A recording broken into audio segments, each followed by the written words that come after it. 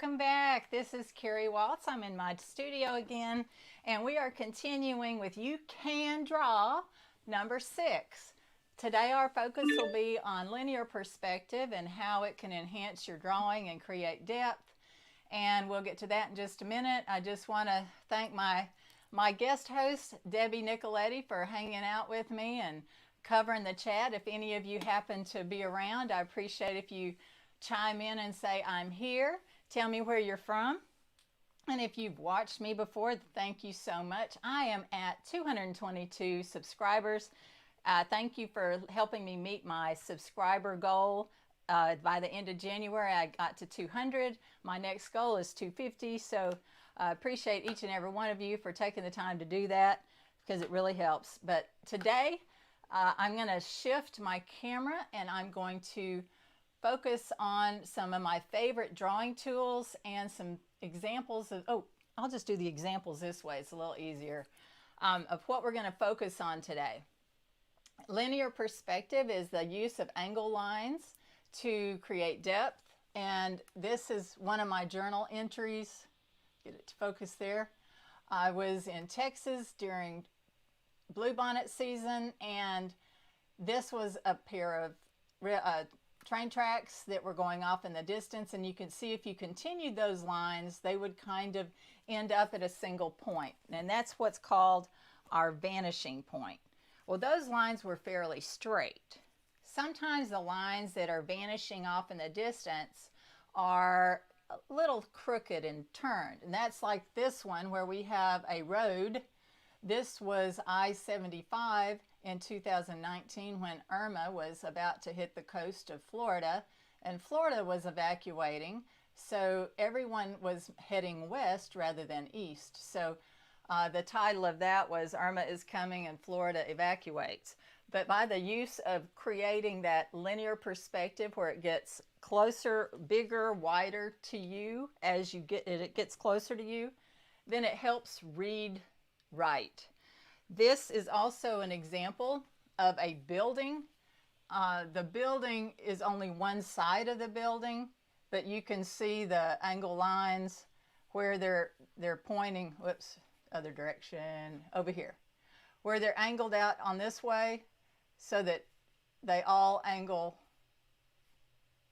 in that way. So creating linear perspective with buildings is usually done when you have 2 points because you have both sides of the building. But because there was only one side of the building in this, then that was helpful to create that. I did not use a ruler in any of those cases. I freehanded it, but just having that concept in your head and knowing how to look for the lines is helpful. Another example is stairways. This one was the stairway in Cloudland Canyon. Cloudland Canyon is in North Georgia, and there were 600 stairs. Now you don't see all 600 in this part, but when you join each of the section of stairs together, 600 going down, and yes, you then had to turn around and come back up. So that was fun. Actually, it's a great hike. But understanding the perspective, I think will be very helpful. So I'm going to show you some simple things to practice today.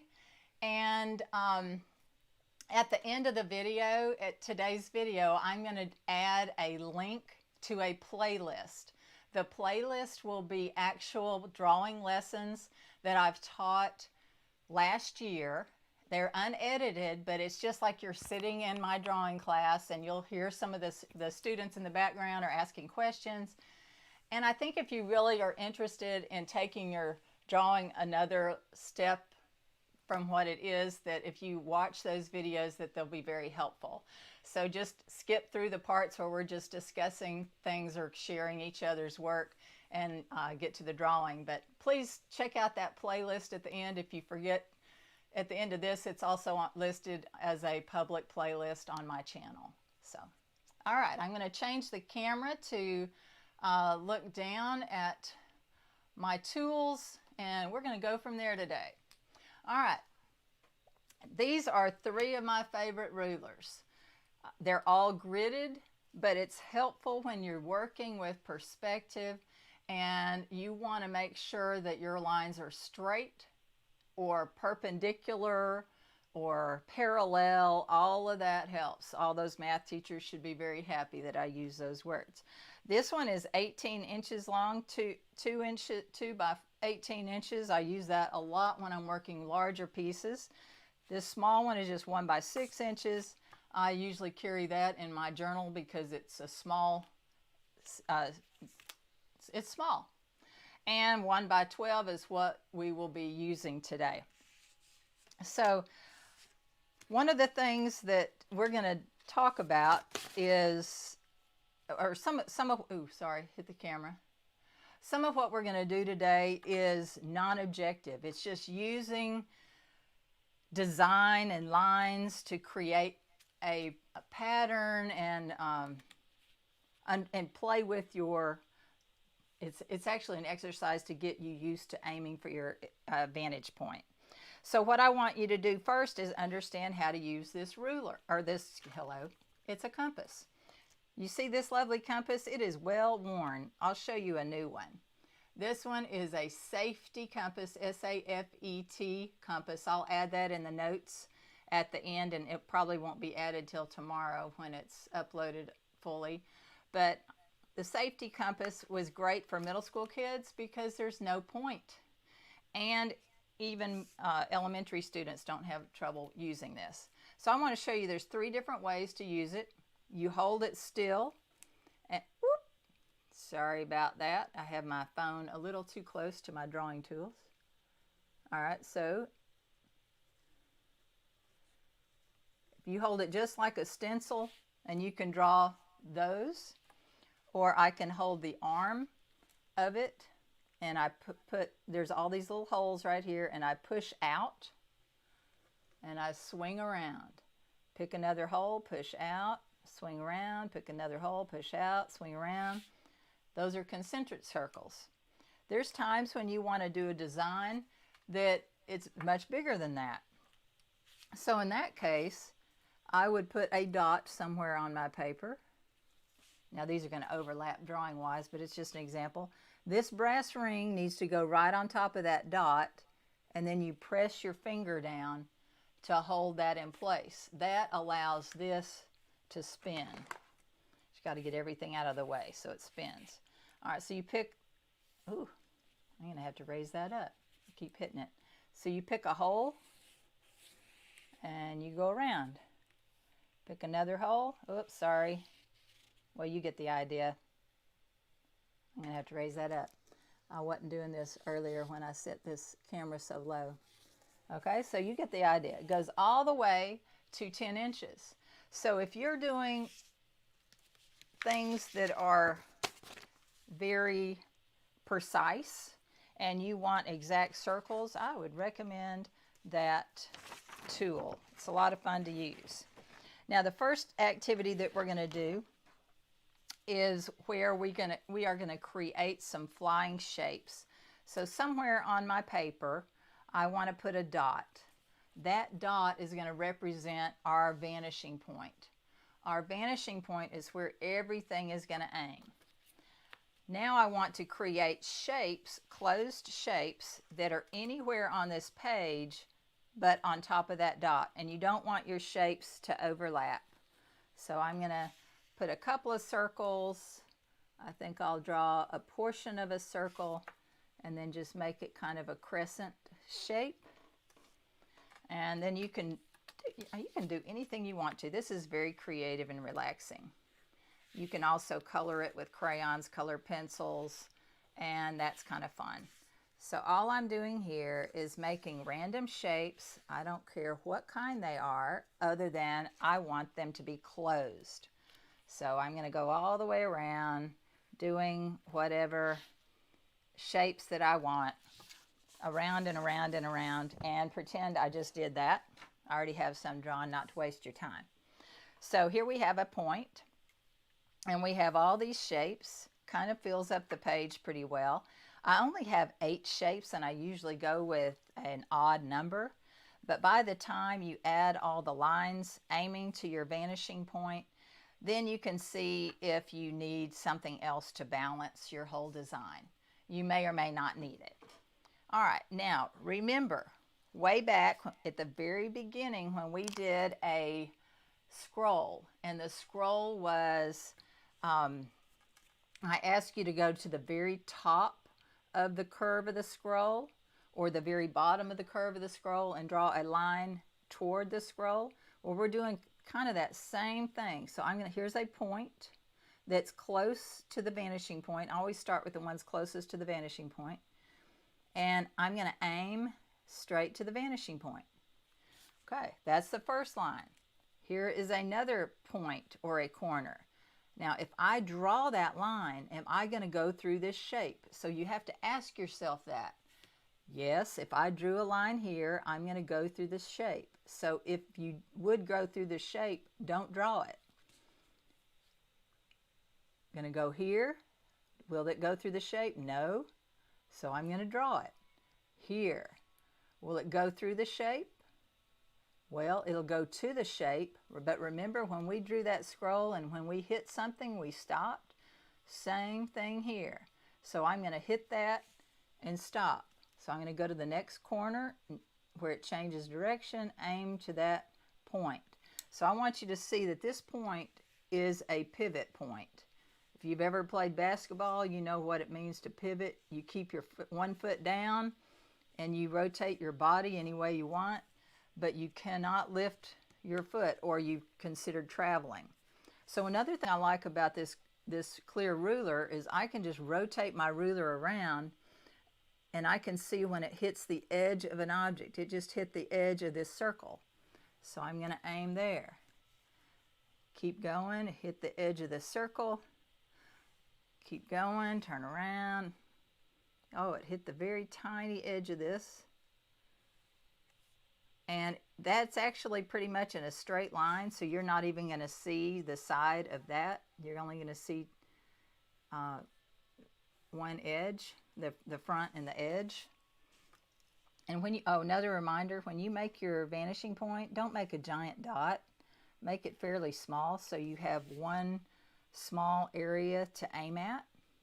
So I'm going to go all the way around. And why didn't I use that one? Do y'all remember? Because it would go through the object, so I didn't draw that one. So I'm going to go over here. I'm going to have aim to the vanishing point. I'm going to start out here and come toward the vanishing point, and I hit something, so I stop. Okay? Go to the next point. And you say, this isn't anything like your artwork that you just showed me in your journal. Why are you doing this? It is a practice so that you will aim to your vanishing point. That is important. And if you can get this down and learn how to find it and learn how to look for it, then it will help you in your art. Plus, this is kind of mind-numbing and fun. So sometimes I like to do activities that will strengthen other parts of my art, but it's less taxing. All right, now normally I don't like one line to fall in line with that, but I'm not going to worry about it right now. If I'd have realized that sooner, I would have shifted the line so it wouldn't be exactly lined up with that. No big deal. Okay, and I go further out. I draw in. Okay, I drew my initial K for Kari. Those of you who don't know me, I guess I didn't introduce myself. I don't think I did. My name is Kari Waltz. I want to be a resource for artists. I'm hoping that by you visiting my channel that I can help inspire you to find your creative side and to try things that you may not have tried before. And if there's things that you think I can help you with, please let me know. All right, so I'm just, again, asking myself, will it go through that, you know, it goes to here and hits this. So I've drawn all of the shapes that I drew, or I've connected all the shapes that I drew, and I can leave it just like that, but it's a lot of fun to come back, add shading and shadows. And I want to take a look at this one piece just to show you what you can do if you want those shapes to be open. So we'll talk about two-dimensional or two-point perspective next week, but this might give you a hint of what that's going to be. So if I want to draw the inside of this, I go to the points that I didn't draw and aim to the dot, but stop when I hit something. So this gives you the illusion that that piece is open. It's kind of hard to see the illusion right now because it's all flat, but when you start shading in things and creating depth, kind of like I did on that elephant, if you saw the shading on that elephant, things that are in the back are shaded darker than the things in the front. So this piece would be shaded darker than the piece in front of it. Now this is just out of my imagination, so you know,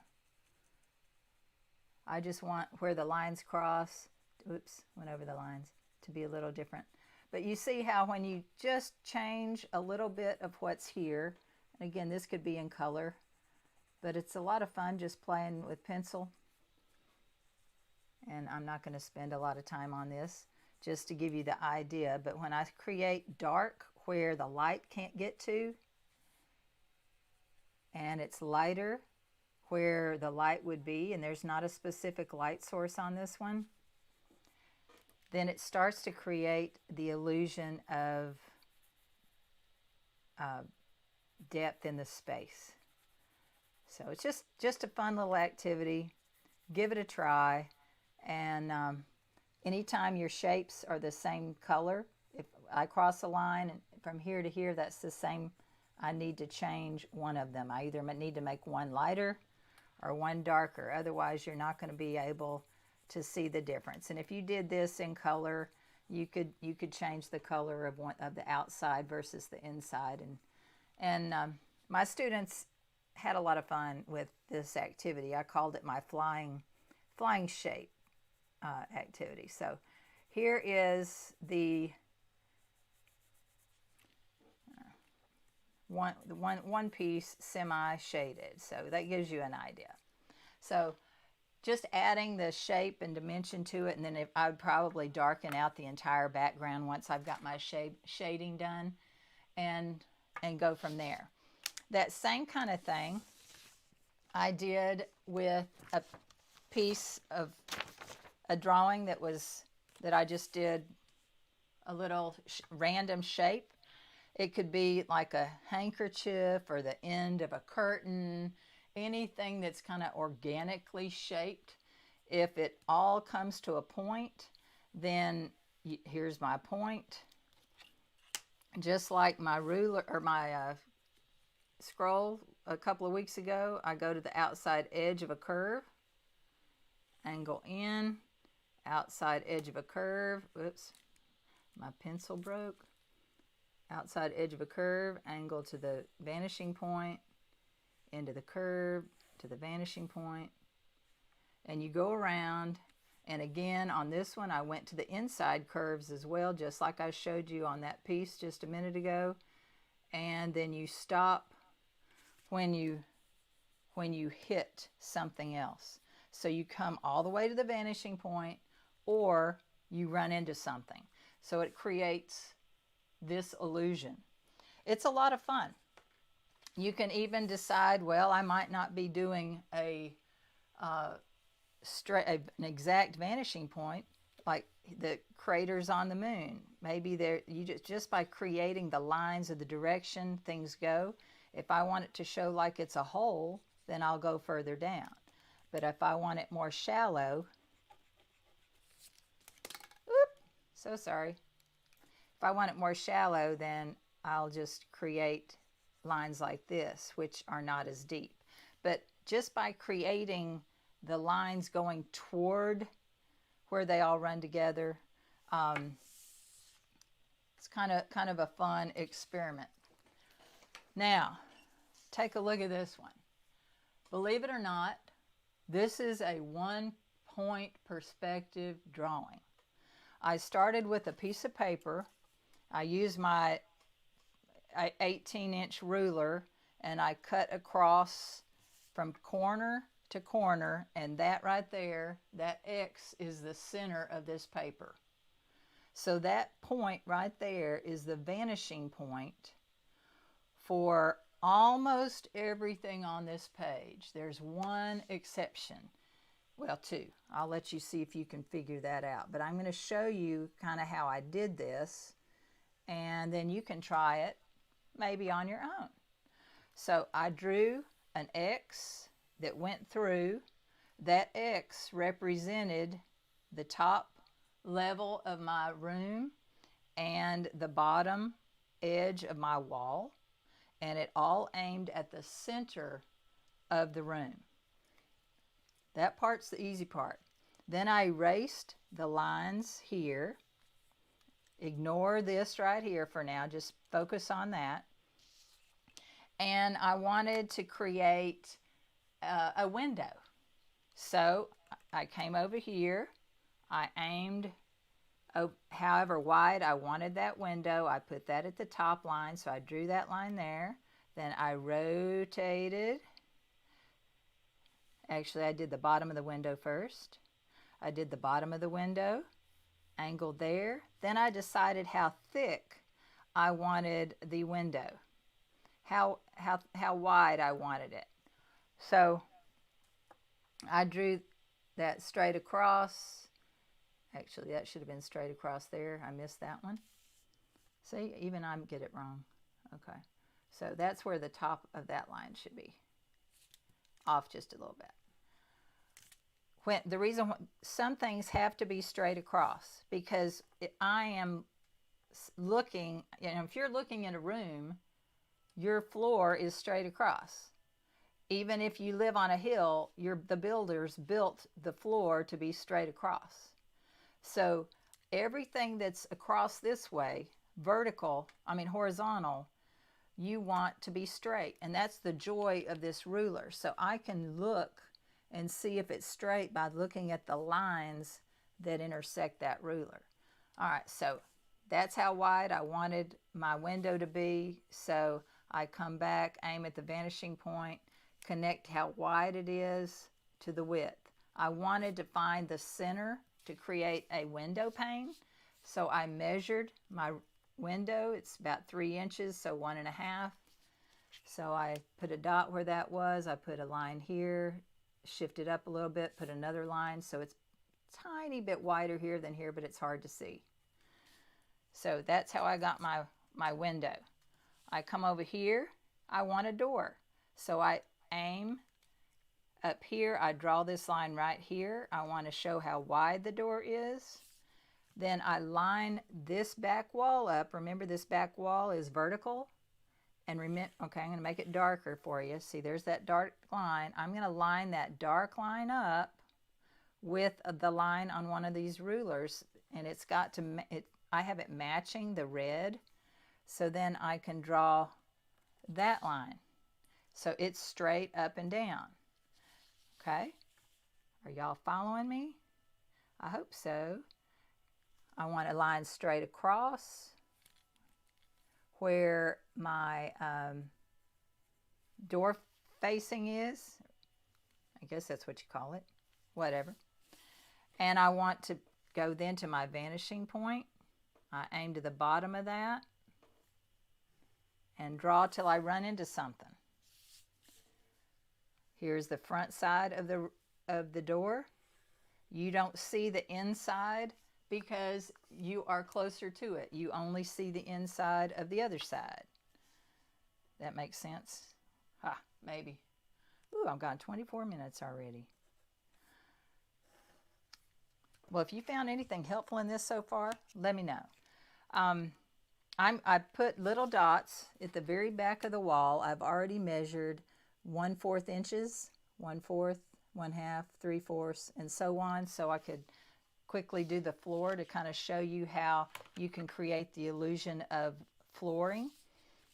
Again, where am I pointing? I'm pointing to the vanishing point. And I should have added one more plank, but that's okay. And I hold my pivot point. I'm not going to worry about drawing the table and stuff due to time, but seeing where my dot is, there it is. As lines get closer to you, and coming more straight at, you're going to realize that they then almost get straight. And you'll know that you're standing right in front of the vanishing point if the lines are straight. So it'll start getting straighter as we get closer to that point. So here we go.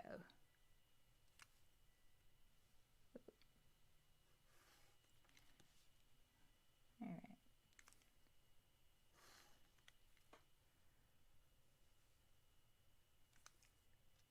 All right, and I could continue drawing those, but you can see how the floor would go in. I just think that, to me, it's just fascinating how you can create depth just with one vanishing point.